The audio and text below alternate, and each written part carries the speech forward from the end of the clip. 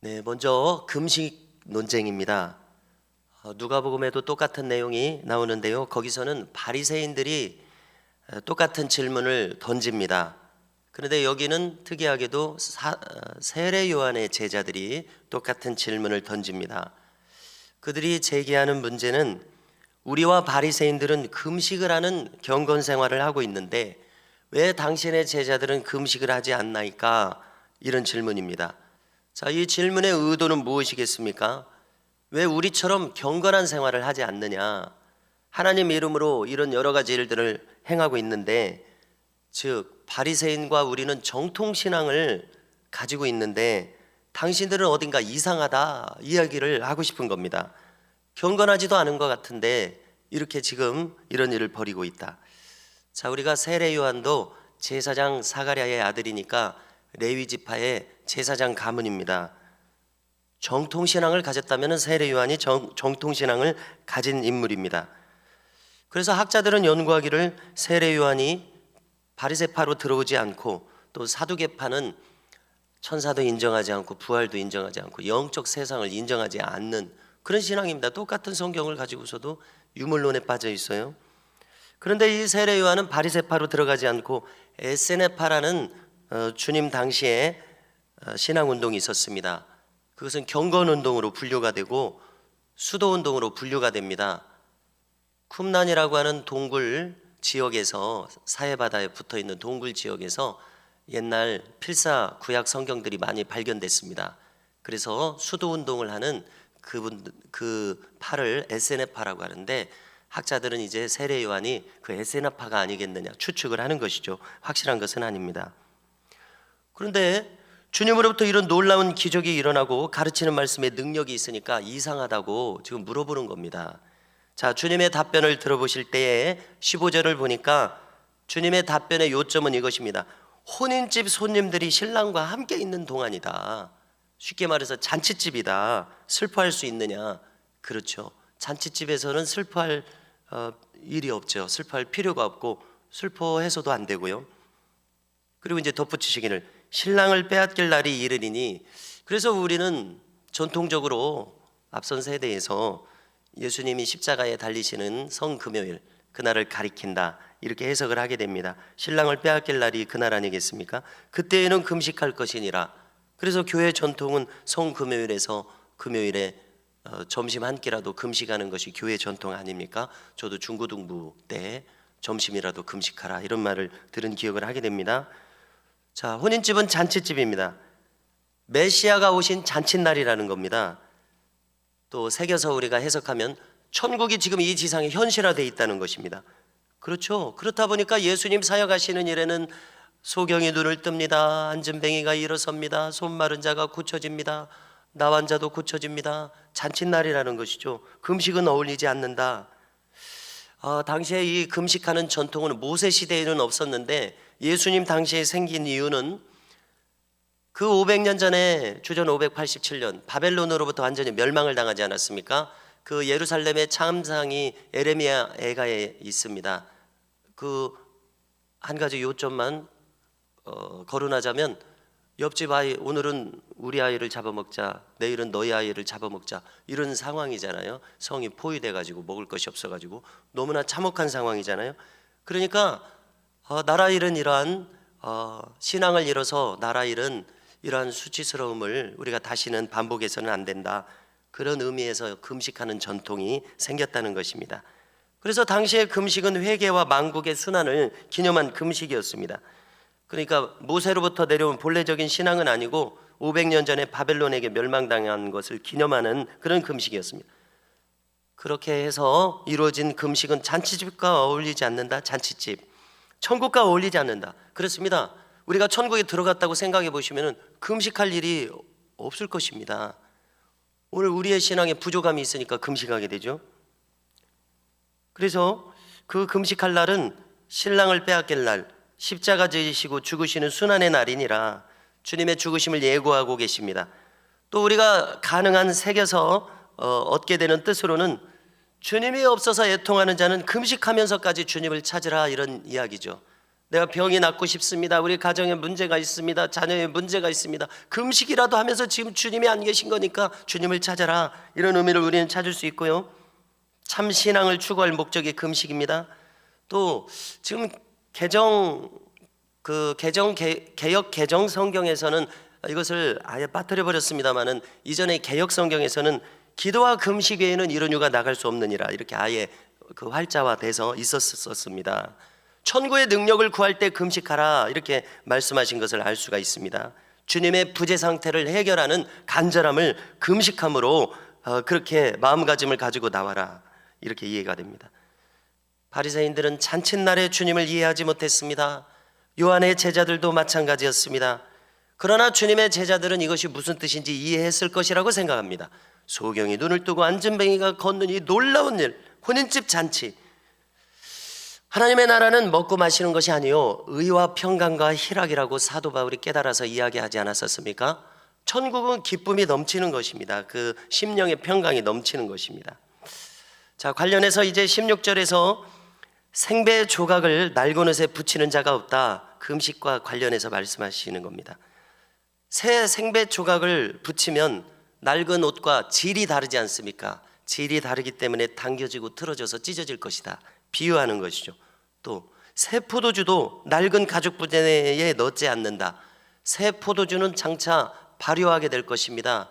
기체, 거품 이런 거 일어날 것입니다. 그러면 화학작용이 일어나서 낡은 가죽 부대는 버티지 못하고 터질 것입니다. 포도주가 쏟아지고 부대도 버리게 될 것입니다. 그래서 새 포도주는 새 부대에 넣어야 둘 다 보존된다. 이 예수님은 비유의 말씀입니다. 그러면 무엇을 비유하고 있습니까? 너희들이 정통신앙이라고 하는 이 옛신앙은 요한과 바리새인들의 이 경건은 부족한 진리를 담고 있다는 것이죠. 진리의 실체이신 예수님이 오셔서 예수님이 메시아이심을 그러니까 이사야서에서 말하는 것처럼 소경이 눈을 뜨고 안진뱅이가 일어나고 병자가 고침을 받고 이것을 눈앞에서 보여줘도, 메시아의 실체가 오셨음을 보여줘도 그걸 알아보지 못하는 진리가 온전한 진리가 아니라는 것이죠. 부족한 진리. 하나님을 찾으니까 완전히 비진리라고 할 수는 없고 부족한 진리, 옛 부대다, 이런 의미 아니겠습니까? 그들은 아니 왜 안식일에 병자를 고칩니까? 이렇게 따지는, 비판하는 부족한 진리였습니다. 전통을 벗어나는 새 부대가 필요했습니다. 그렇지 않으면 메시아를 담을 수가 없었던 것이죠.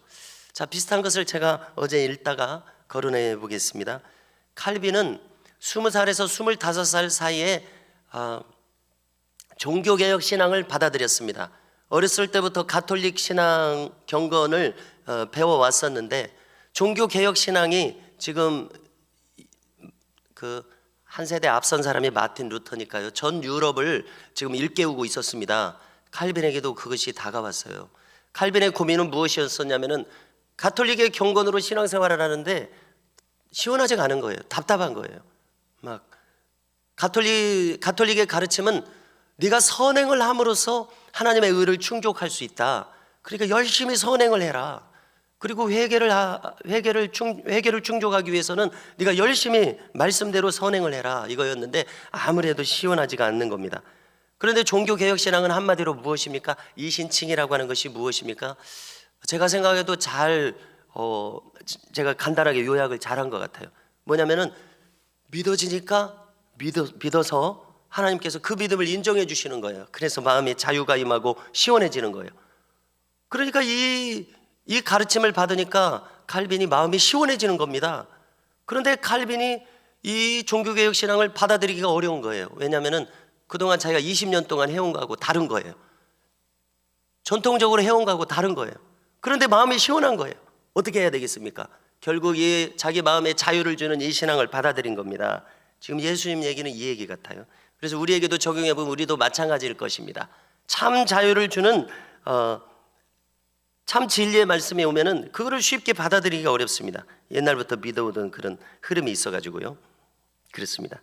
그러나 진리는 힘이 있어서 우리를 진리로 기울어지게 할 것이라고 믿습니다. 새 포도주는 새 부대에 담아야 했던 것처럼 그렇습니다. 자, 이제 내용을 진행을 해서 이때 한 관리가 와서 자기 딸이 죽었다고 말합니다. 그런데 간단하게 지금 기록되어 있습니다마는 예수님이 오셔서 안수해 주시면 자기 딸이 살아날 것이라고 이야기하고 있어요. 이미 예수님께서 가버나움에서 행하신 모든 일들을 듣고 보았을 때 이 관리에게 이런 믿음이 지금 생긴 것이죠. 얼마나 놀라운 믿음입니까?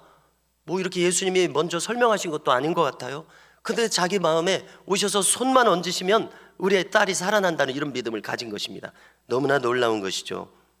그런데 그 관리의 집을 향하고 있었을 때 12년간 혈루증을 앓는 한 여인이 주님 뒤로 와서 겉옷을 만졌습니다. 왜냐하면 겉옷만 만져도 내가 낫겠다는 믿음을 이 여인이 가진 것이죠. 혈루증은 드러낼 수 없는 좀 부끄럽게 여겨지는 부인병이었습니다. 그러니까 몰래 와서 만졌습니다. 능력을 나간 것을 아신 예수님께서 그 여인에게 말씀하십니다. 딸아, 안심하라. 내 믿음이 너를 구원하였느니라. 그렇습니다. 이분들이 다 낫게 된 것은 그들 자신의 믿음이 이렇게 크게 활성화되었기 때문입니다. 즉시로 그 여인이 낫습니다. 이처럼 낫고자 하는 사람들의 믿음이 결정적이고 위대하게 작용을 하고 있습니다. 우리에게 적용시켜 보십시오. 주님은 우리에게서 이런 믿음을 보기 원하십니다. 조금 전에도 이신칭의를 제가 이렇게 설명하게 되지 않았습니까? 믿어지니까 믿었더니 그 믿음을 하나님이 인정해 주시는 것입니다. 오, 네가 믿음을 가졌구나. 바꿔 말하면 네가 내 자녀가 되었구나, 이 말입니다. 이신칭의. 믿어져서 믿었더니 그 믿음을 칭찬하세요. 이게 이 믿음입니다. 이 믿음을 인정해 주십니다. 이것이 신앙의 본질입니다. 그래서 우리도 믿어져서 믿는 이 은혜가 우리에게 늘 충만하기를 축원합니다. 소녀의 집에 당도했습니다. 24절을 보니까 피리를 불면서 이미 장례 절차에 돌입했습니다. 그래서 예수님께서 물러가라, 이 소녀가 죽은 것이 아니라 잔다 했더니 그들이 비웃습니다. 부모들하고 우리가 이제 다른 복음서를 보면 베드로와 요한만을 데리고 이 소녀에게 들어가셨습니다. 소녀의 손을 잡고 일으키셨습니다. 다른 복음서에서는 달리다굼이라고 기록되어 있습니다. 일어나라는 아람어죠. 일어납니다. 너무나 놀라운 일이 일어나는 것이죠. 그 소문이 온 땅에 퍼졌다고 기록합니다. 참 놀라운 일입니다. 그러나 창조주시라면 가능한 일이라는 것이죠. 얼마든지요.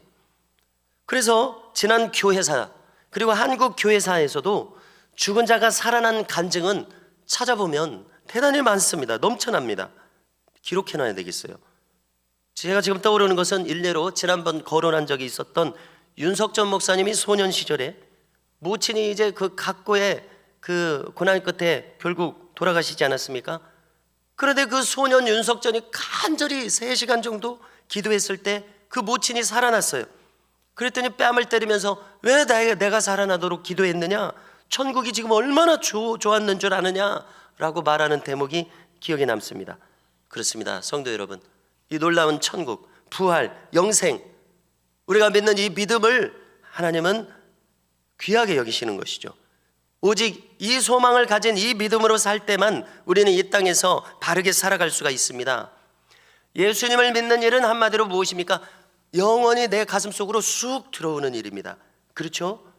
그러니 우리가 어찌 이 믿음을 가지지 않겠습니까? 오직 이 믿음을 가졌을 때에만 우리는 이 땅에서 참 승리, 참 믿음으로 참으로 승리하는 그러한 일이 있게 됨을 우리 모두가 흔들림 없이 믿어야 되겠습니다. 이 믿음으로 오늘도 우리 모두가 승리할 수 있기를 주님의 이름으로 축복합니다.